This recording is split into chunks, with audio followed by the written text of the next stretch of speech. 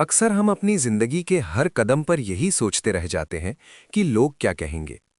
लेकिन सच तो ये है, ज्यादातर लोगों को उतनी फुर्सत ही नहीं होती कि वे हमारे बारे में सोचें।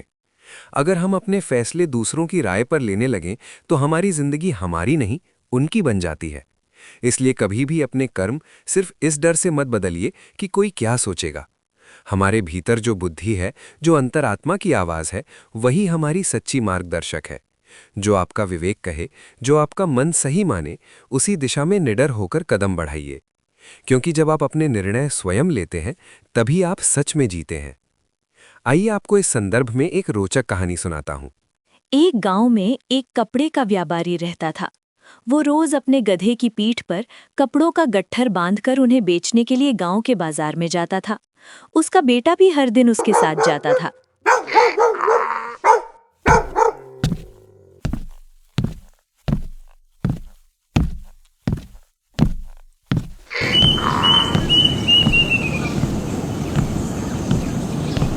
रास्ते भर दोनों इधर-उधर की खूब मजेदार बातें करते और शाम को जब वापस लौटते तो सारे कपड़े बेच चुके होते और गधे की पीठ खाली होती।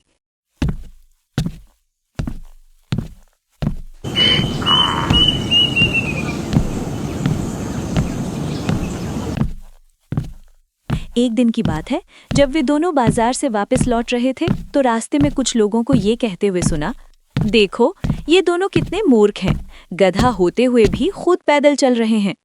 ये सुनकर व्यापारी को लगा कि लोग ठीक ही कह रहे हैं, इसलिए उसने अपने बेटे को गधे पर बैठा दिया और खुद पैदल चलने लगा। थोड़ा आगे बढ़े तो कुछ और लोगों ने बातें बनानी शुरू कर दी। अरे देखो, ये लड़का कितना बेशर्म है, खुद तो गधे पर बैठा है और उसका बूढ़ा बाप पैदल चल रहा है। ये सुनकर दोनों को बहुत बुरा लगा। अब उन्होंने सोचा कि लोग फिर बातें बना रहे हैं, इसलिए इस बार दोनों बाप बेटे गधे पर बैठ गए।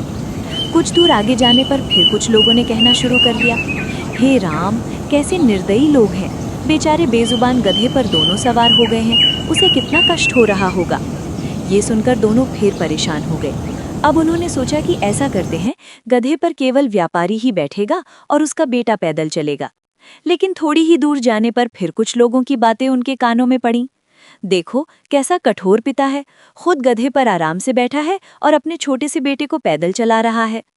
अब व्यापारी और उसका बेटा दोनों समझ गए कि चाहे वे कुछ भी करें, लोग तो कुछ ना कुछ कहते ही रहेंगे। अंततः उन्होंने ये समझ लिया कि हमें लोगों की बातों की चिंता नहीं करनी चाहिए, हमें वही करना चाहिए जो हमारी अपनी बुद्धि और अंतरात्मा सही बताए। तभी तो कहा गया है कि सबसे बड़ा रोग क्या कहेंगे लोग।